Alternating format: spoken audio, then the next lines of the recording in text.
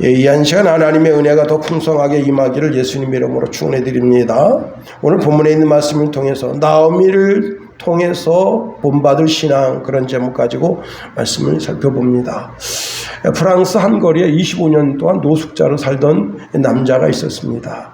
미용 원장님이 그를 초대해서 이제 머리가 흰 머리인데 그냥 막 엉클어지고 볼품없죠. 그 머리를 싹 다듬어주고 눈썹을 다듬고 수염을 다듬어서 염색까지 해줬습니다.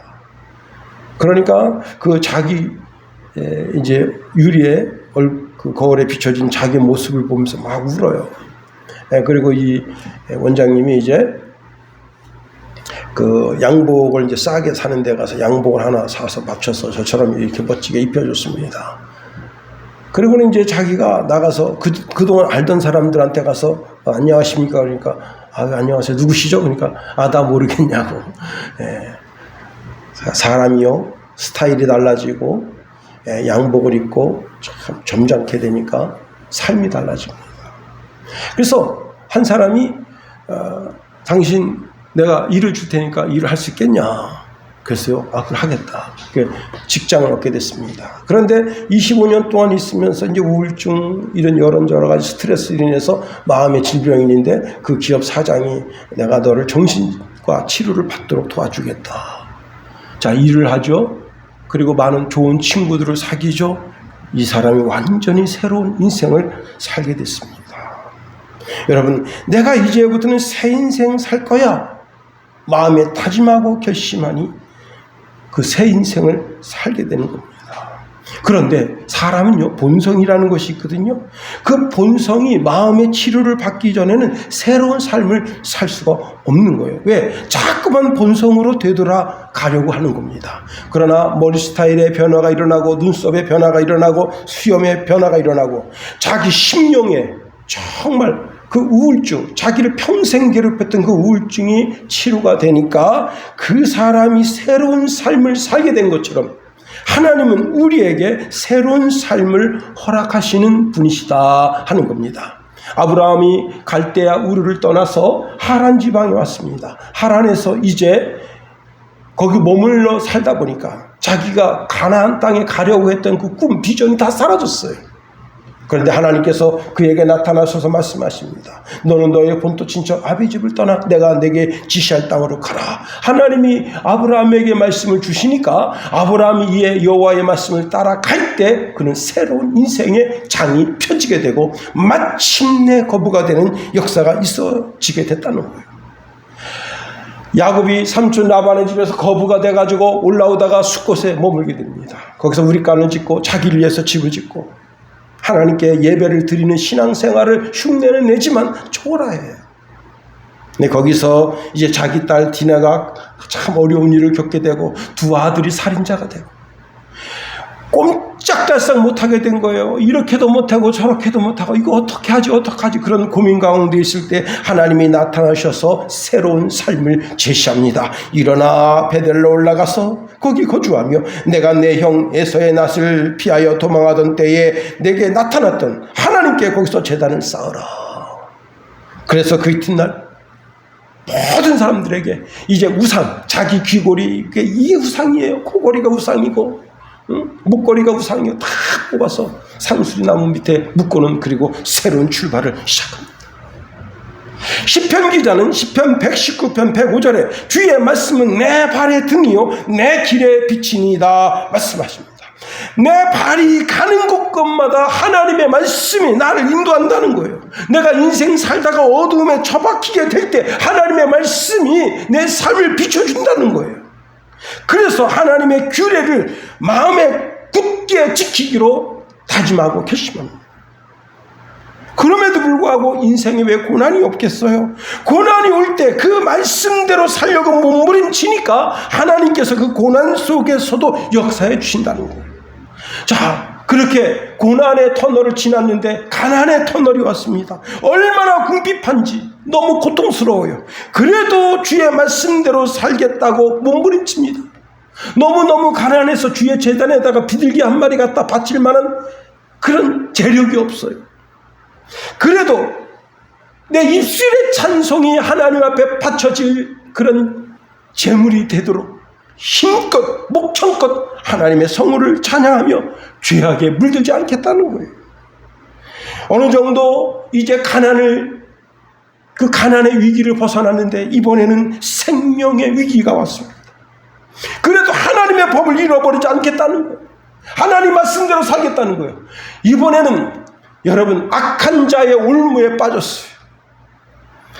그 올무에 빠져서 거기서 꼼짝달싹 할 수 없이 죄를 질 수밖에 없는 그런 상황이라도 그는 하나님의 법도를 잃어버리지 않겠다. 그래서 119편 111절에 이렇게 말씀합니다. 주의 증거들로 내가 영원히 나의 기업을 삼았사오니. 하나님의 말씀을, 하나님이 내 삶 속에 역사하는 모든 하나님의 족적 역사하심을 내가 그것을 하나님 나의 기업으로 삼았습니다.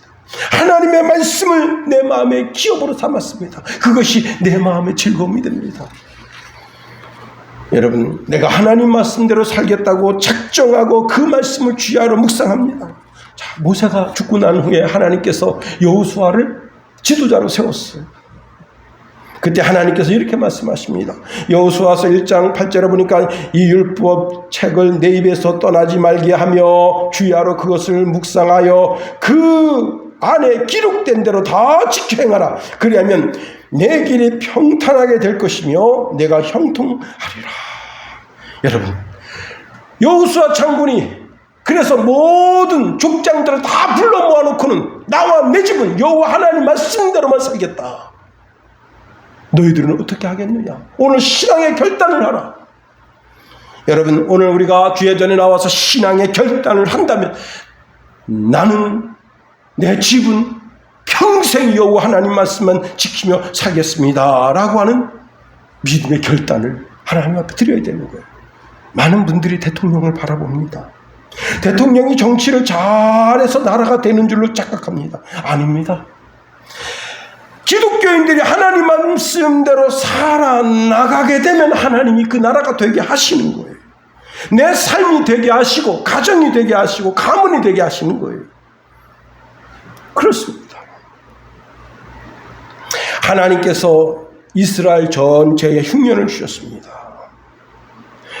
자, 그러면 우리가 어떻게 해야 되겠어요? 생사하복을 주관하신 하나님을 바라보고 혹 내 삶 속에 뭐 회개할 것이 있는가 내 심령을 살펴보고 그리고는 이제 더 철저하게 하나님 말씀에 순종하는 삶을 사는 것이 여러분 이 내 삶 속에 임한 이 기근, 흉년을 이기는 길이고 전염병을 이기는 길이고 전쟁을 이기는 길이고 환난을 이기는 길인데 많은 사람들이 하나님 말씀에 순종하는 삶보다 이거 어떡하지? 이거 어떡하지? 그리고는 이상하게 하나님의 말씀을 선택하기보다는 자기 속에 있는 의지를 선택해서 행동할 때가 많습니다. 그런 사람이야말로 진정 어리석은 사람이 된다. 엘리야 선지자가 이제 사르밧 지역에 가서 한 과부를 만납니다. 과부가 나무 줄기를 줍고 있어요. 그러니까 엘리야가 명령합니다. 가서 물 좀 떠오시오. 이 여인이 물 들어가는데 그 뒷꼭지에 대고 얘기합니다.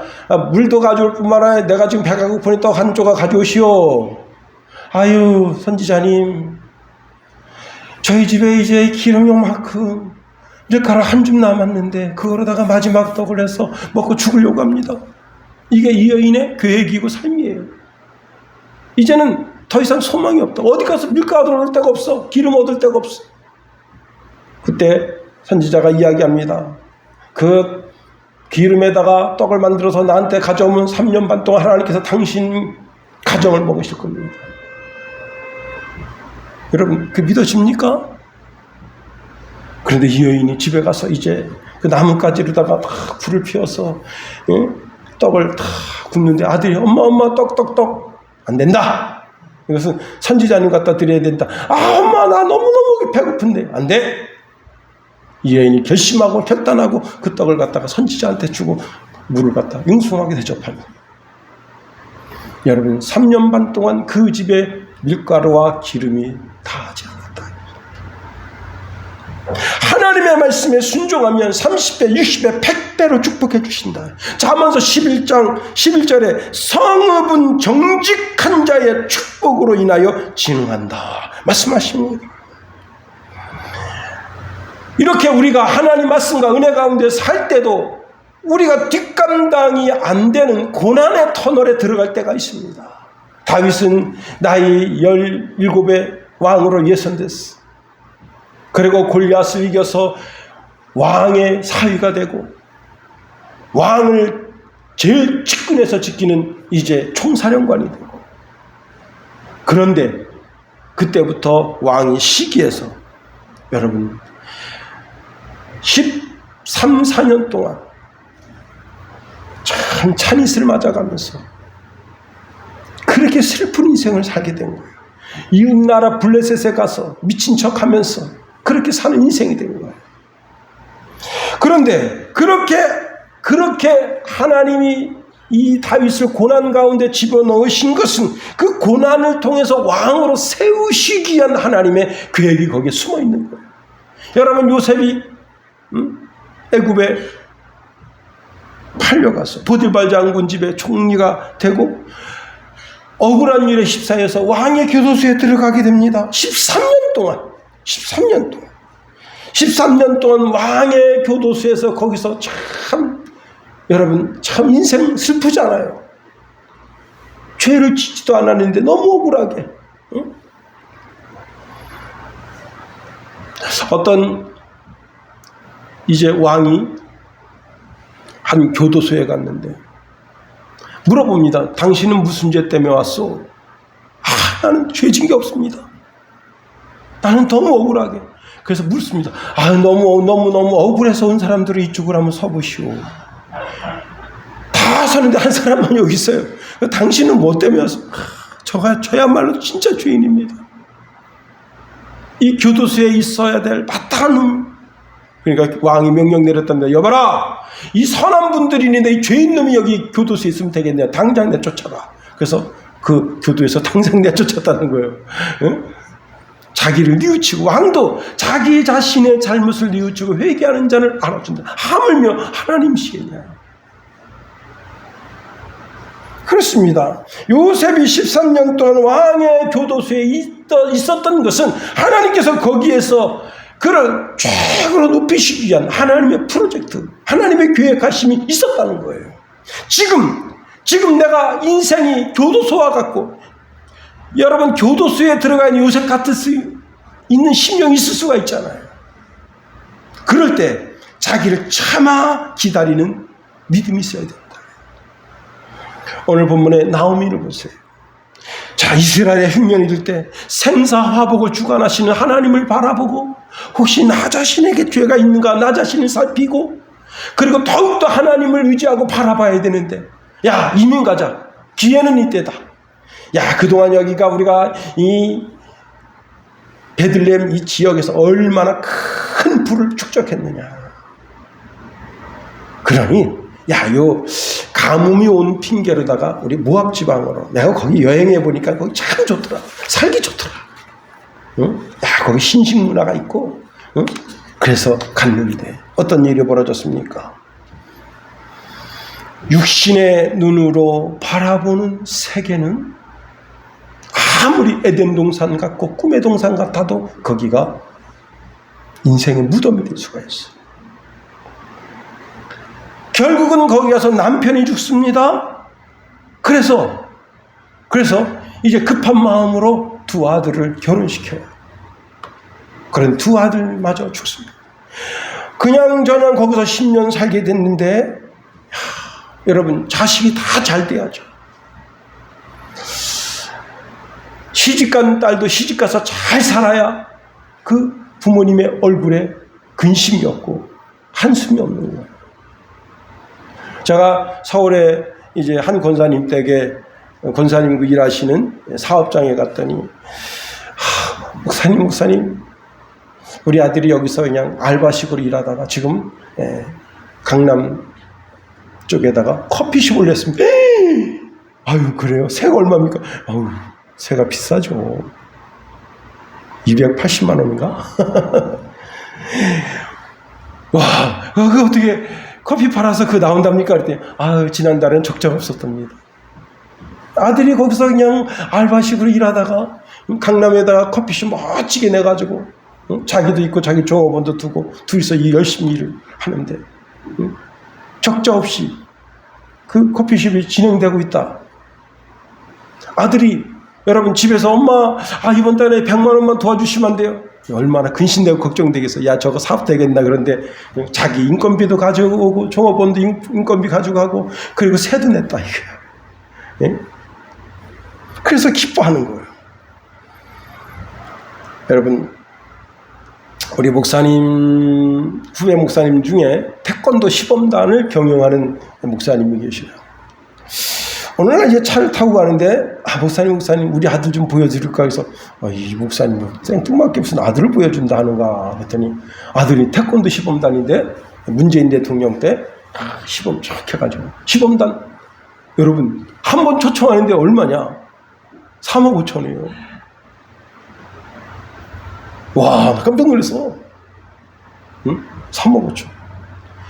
대원이 80명 정도 됩니다. 그러니까 그렇게 될 것 같아. 그렇게 해서 1시간 반에서 2시간 동안 시범을 보여주고 대통령 갈 때 같이 전용기 타고 같이 갔다. 와. 응? 그런데 지금 시범단이 많이 생겼어.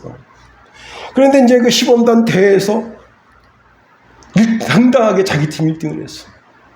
그러니까 그 영상 보면서 기쁘고 기쁘도다 항상 기쁘도다 이 찬송이 나오더라고. 야 그리고 그 목사님이 그렇게 어쩐지 가슴 쭉 피고 양복을 입었는데 진짜 저기 강남 1번지에서나 로데오 거리서나 파는 그런 좀 양복이 좀 야진 야리꾸리해 한 멋진 양복을 입었더라. 그래서 이 목사님 어떻게 이런 양복을 입었지 그랬더니 역시나 아들이 아들이 잘 되니까 가슴 쫙 피고.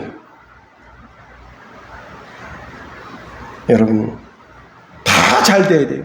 아들도 잘 되고 딸도 잘 되고 손자도 잘 되고 손녀도 잘 되고 증손자도 잘 되고 증손녀도 다 잘 돼야 되는 거예요.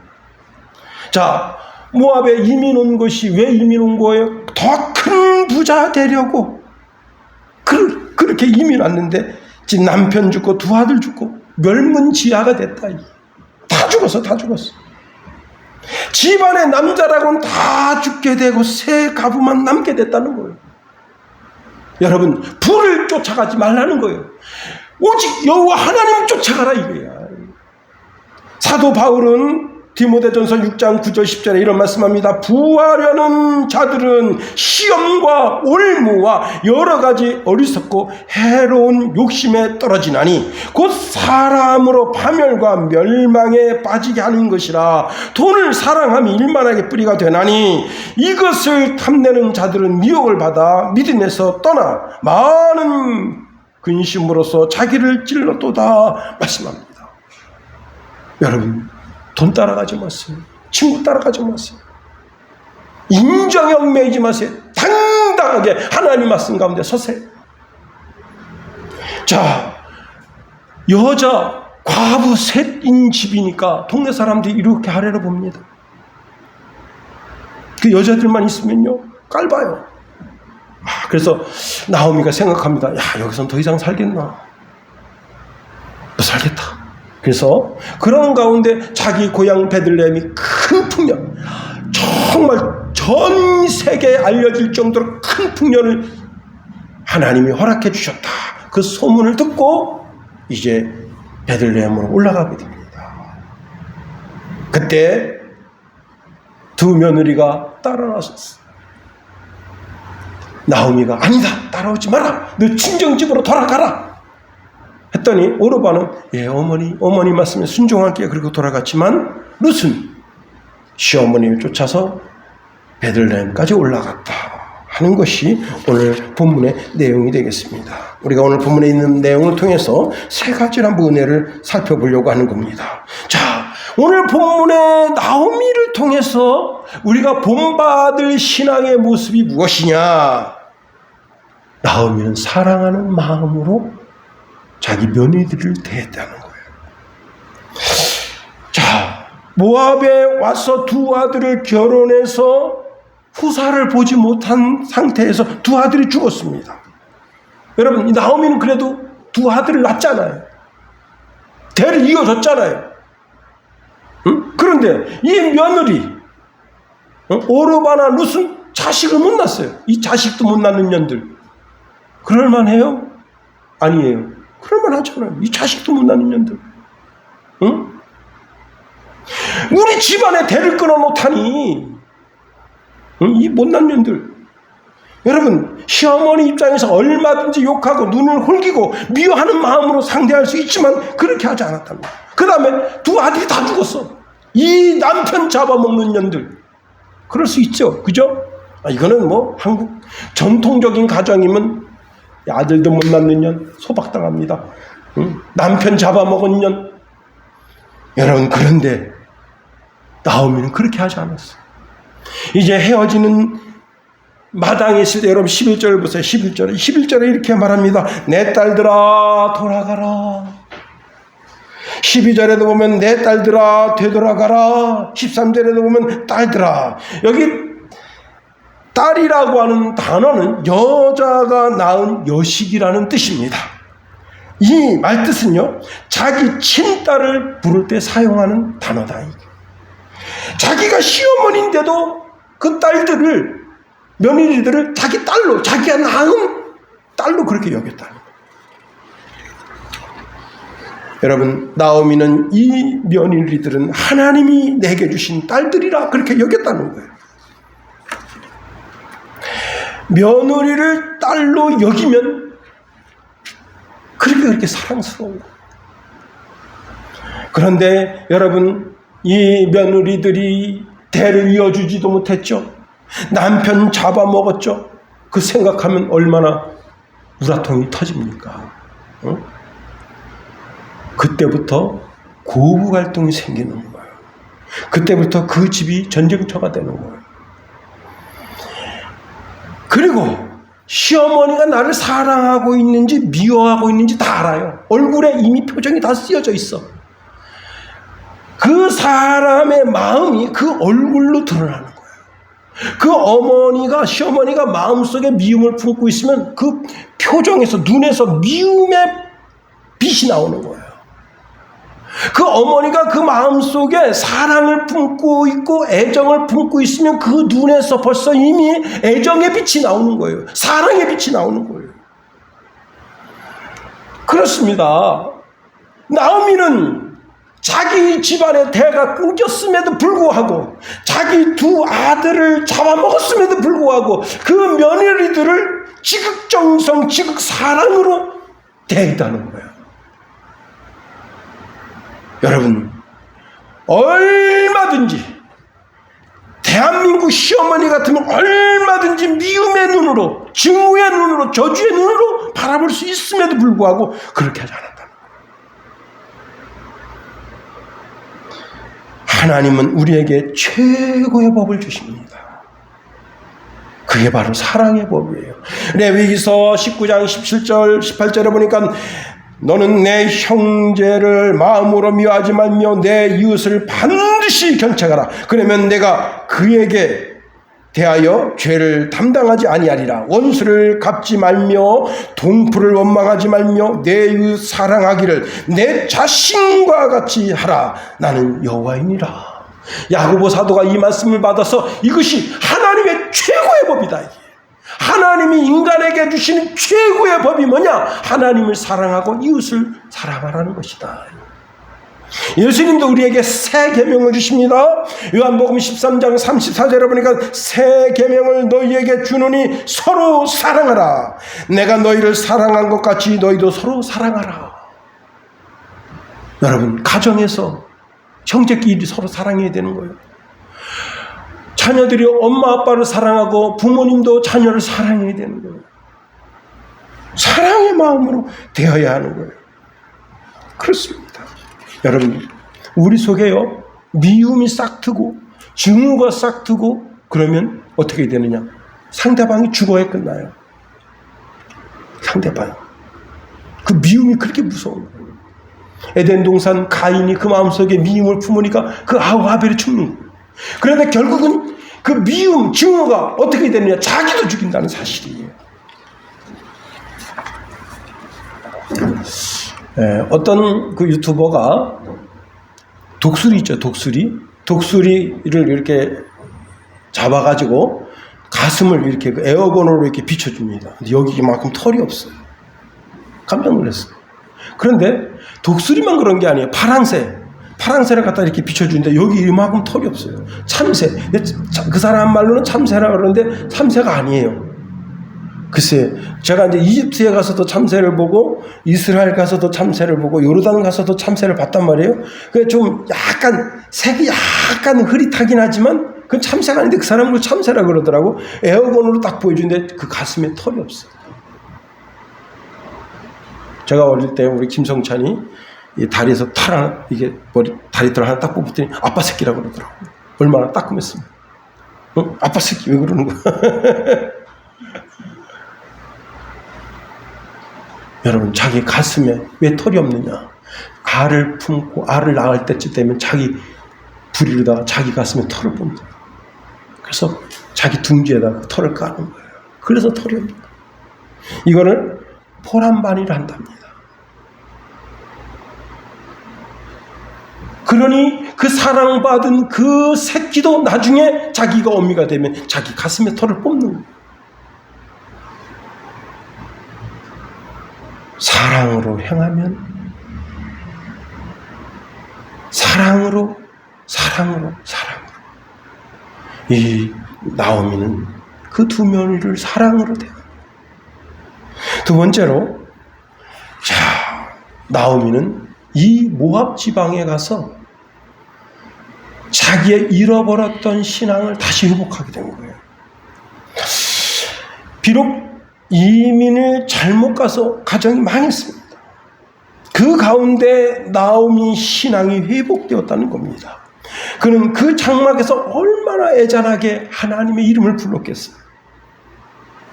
그러니 그 며느리가 그 어머니가 하나님의 이름을 부르는 것을 보면서 자기 마음속에도 하나님에 대한 신앙을 가지게 된 거예요. 최소한 롯은 나오미의 삶에서 역사하신 하나님을 바라보면서 오늘 본문에 어머니의 하나님이 나의 하나님입니다 라고 고백하는 겁니다. 여러분, 자녀에게 여러분 재산을 물려주고 자동차를 물려주고 집을 물려주고 돈을 물려주고 다 좋아요. 그런데 가장 중요한 것이 무엇인가 하면 신앙을 물려주는 거예요. 신앙생활. 어제 이제 제가 그 박상우 기자 유튜브를 보는데 중국 전체가 독수리라고 하는 그 태풍 때문에 다 물에 잠겼어요. 와, 진짜 여러분 예배 끝나고 나서 한번 박상우 기자가 보여주는 거 한번 보세요. 제가 걱정되는 것은 이제 하얼빈인데, 하얼빈 그 큰 강이 있어요. 엄청 큰 강인데 그 강이 넘쳐가지고 도시가 물에 잠긴 거예요. 그래서 제가 그 선교하러 다니던 그 교회가 혹시 물 잠겼나 하고 전화했더니 모르시더라고요. 그런데 이분이 이제 그 얘기는 일단락되고 제 2장 이야기를 하시는데, 그분 이제 고향이 군산이다. 군산. 지금 사시는 데가 포항이란 말이에요. 군산에서 포항까지 가려면 왔다 갔다 하면 기름값 10만 원 들어간대요. 근데 동창회가 있어서 갔어요. 동창회가.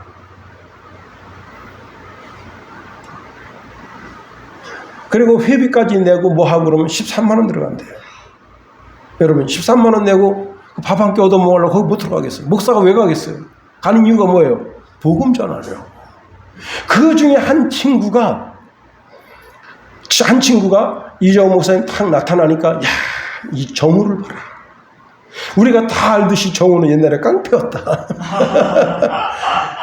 그 동창들 친구들 선배들 후배들 안 맞은 사람 없습니다. 응? 그래가지고 이정호 목사님 탁 나타나면 그 동네 애 어른들 다 피해가요. 왜? 그냥 맹한이 때리는 거야. 무슨 이유가 있어서 때리는 게 아니고 그냥 손버릇이 때리는 게 손버릇이에요. 여러분, 좋은 말 하는 사람은 그 버릇이 좋은 말 하는 버릇이 나오잖아. 칭찬하는 사람은 이분은 그냥 때리는 거예요. 야, 시끼로 와, 시끼야. 이 시끼 쳐다봐. 요즘 지금 여러분, 지금 이번에 그 전투경찰들 있잖아요. 특공대 경찰들 쫙 깔렸습니다. 지금 서울 전역에 깔렸어요. 왜? 동시에 40군데에서 칼 들고 나가서 아무나 찔러 죽이고 싶다. 그래가지고 막 그 문자가 막 사방팔방 뜨니까 경찰청장이 전부 시내 전부 다 가서 배치하라. 그냥 전부 그냥 40군데 쫙 배치돼. 묻지마 살인 날까봐. 그런 것처럼 우리 이정호 목사님 젊을 때 술 딱 거나하게 먹으면 어른 없어요. 동네 어른도 좁혀는 거야. 이 새끼 말 왜 쳐다봐. 야, 마 내가 저 숙부다. 숙부면 숙부답게 행동하라고. 그러신 분이. 그런데 그분이 그 사모님 때문에 예수 믿고 목사가 됐어. 야, 우리가 잘 아는 정우가 야 어떤 애였냐. 응? 우리 애한테 안 먹고 산 사람이 없는데 얘가 야, 예수 믿고 목사가 됐지 않냐. 사람은 변할 수 있다. 그렇게 다 이렇게 멍석을 딱 깔아놨대. 그래서 이정우 목사님이 그분들한테 전도했는데 그 중에 한 사람이 나 네가 말하는 그 예수 믿고 싶다.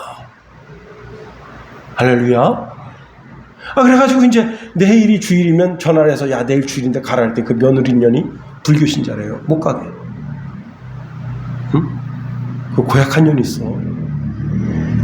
그래 못 가게 그렇게 이렇게 했는데 큰 교통사고 나서 죽다 살다 했는데 가서 다시 전도했대요. 꼭 교회 가라.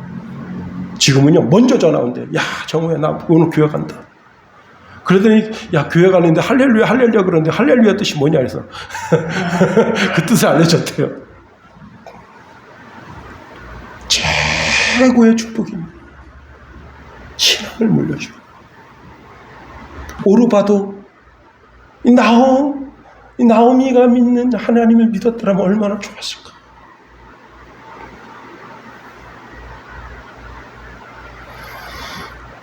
가장 귀한 것, 이 세상에서 가장 귀한 것이 뭐냐? 예수 믿게 합니다. 세 번째로 오늘 나오미의 이 신앙을 통해서 우리가 배울 점은요, 가장 절망적일 때 사람은 어떡합니까? 극단적 선택하기가 쉽습니다. 그런데 그 가장 절망적일 때 하나님을 바라봤다는 것. 이 나오미는 모압에서 망했습니다. 어떻게 쫄딱 망했어요. 쫄딱. 자, 이판사판 개판이다. 이젠 자살하자. 삶에 대한 포기가 일어날 수가 있어요. 그런데 그 절망 중에서 다시 하나님을 바라봤어요. 하나님의 손이 베들레헴에 있구나. 가나안 땅, 축복의 땅, 젖과 꿀이 흐르는 땅, 하나님의 약속이 있는 땅, 그 땅으로 가자. 호세아서 6장 1절에 보니까 오라 우리가 여호와께로 돌아가자. 여호와께서 우리를 찢으셨으나 도로 낫게 하실 것이요 우리를 치셨으나 싸매어 주실 것이다. 여호와께서 이틀 후에 우리를 살리시며 셋째 날에 우리를 일으키시리니 우리가 그의 앞에서 살리라. 그러므로 우리가 여호와를 알자. 힘써 여호와를 알자. 그가 나타나심은 새벽 빛같이 어김없나니 비와 같이 땅을 적시는 늦은 비와 같이 우리에게 임하시리라 하니라. 누가복음 15장에 보면 그 탕자가 바로 우리고 거기에 그 아버님이 누굽니까? 하나님이잖아요. 그 아들이 돌아오니까 그 몸에서 돼지똥내가 그냥 풀풀풀 나는데 그 아들을 품에 안고 입을 맞췄어. 여러분, 입 3일만 안 닦아보세요. 응? 입에서 무슨 내 납니까? 똥내 나, 똥내. 그런 아들과 입을 맞춘 거예요. 응? 야, 이거 보통이 아닙니다. 내가 아버지라도 우리 성훈이가 3일 동안 입을 안 닦았어. 아니 돼지치기를 하고 와서 그럼 나 좀 씻고 와라. 그럴 것 같아요. 그 품에 안고 입을 맞추고 손에 가락지를 끼워주고 새 옷을 입히고, 새 옷을 입혔다는 것은 새 신분이 됐다는 거예요. 그리고 발에 신을 신깁니다. 발에 신을 신겼다고 하는 것은 주인이 됐다는 뜻이에요. 그 다음에 손에 가락지를 꼈다고 하는 것은 재산을 행사하는 행사권이 있다는 거예요. 이야, 보통이 아닙니다. 그리고는 살찐 송아지를 잡아서 잔치를 베풀어 줍니다. 우리가 하나님을 바라보고 하나님의 집에 오면 예수 그리스도를 십자가에 못 박아 죽이고 그 보혈로 우리를 살리고 우리를 위해서 잔치를 베푸시는 분이 우리 하나님 아버지시다 하는 겁니다. 토요일날 아침 이 설교 준비하는데 친구 목사님 전화가 왔어요. 그 뭐 하냐 그랬더니 아파트 집 뒤에서 매미를 잡는데 지금 30마리 잡았대요. 그거 왜 잡냐 그랬더니 날개 찔라고. 매미 30마리 잡아가지고 날개를 떴는데 앞으로 한 20마리 더 잡겠대요. 그 내가 잡지 말라 그랬어. 이거 불쌍하지 않냐 그랬더니 나보고 김 목사 우리 집에 와서 한번 잡아.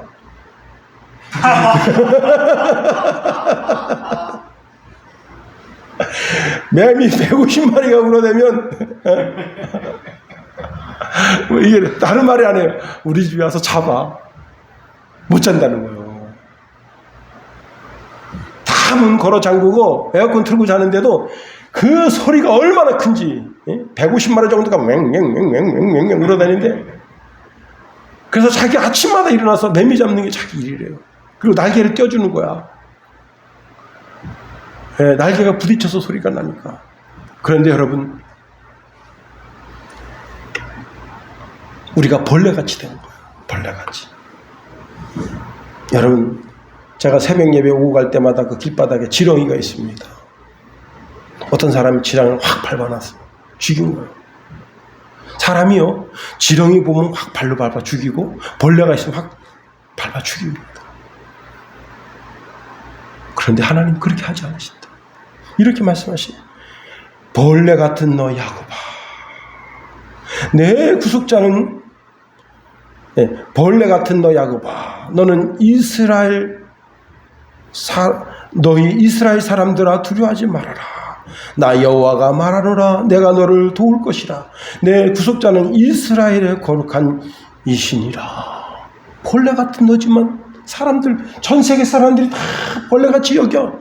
거머리처럼 여겨. 그런 너지만 나는 너를 구속했고 너를 귀하게 여긴다.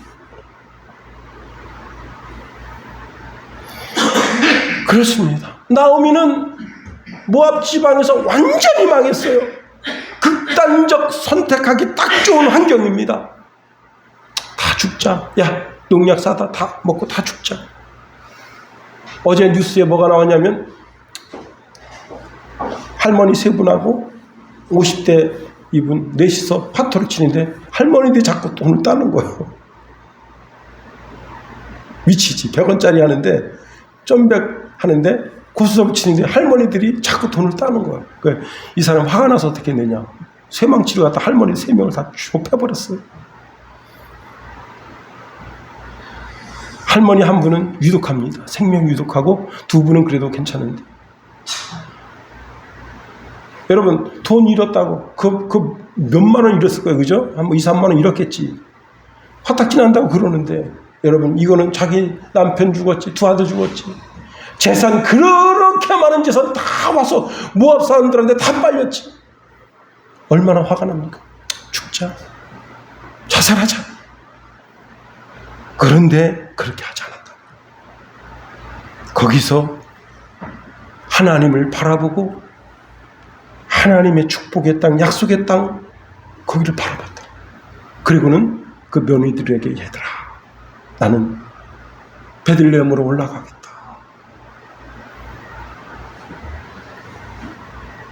극단적인 상황 속에서 하나님을 바라봤다. 극단적인 상황 속에서.